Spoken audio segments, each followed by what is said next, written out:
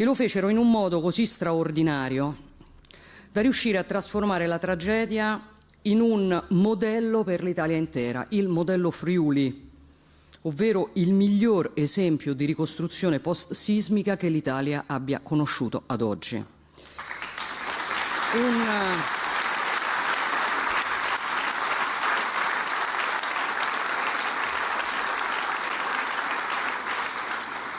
Un modello che nasceva da intuizioni semplici eppure brillanti, così visionarie per l'epoca da essere ancora efficaci oggi.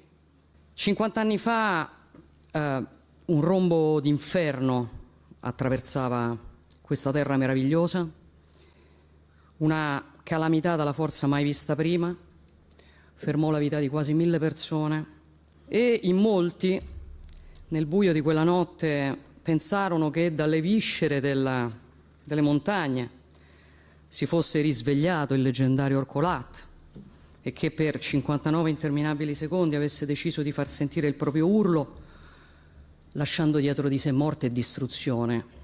Il tempo della paura, il tempo del dolore fu breve, perché ci fu un altro sentimento che immediatamente si fece largo nel cuore dei friulani, e quel sentimento era l'orgoglio, dove in molti si sarebbero sentiti sconfitti, sarebbero stati vinti dal lutto, dalla disperazione. I friulani no.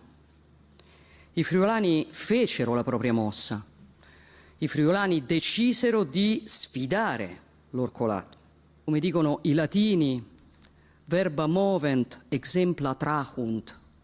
Le parole muovono, ma gli esempi trascinano. Fu l'esempio dei friulani a trascinare quegli italiani, e sempre i friulani risposero a quell'incredibile atto d'amore con parole che allora apparvero sui muri e sono apparse anche sul video di oggi.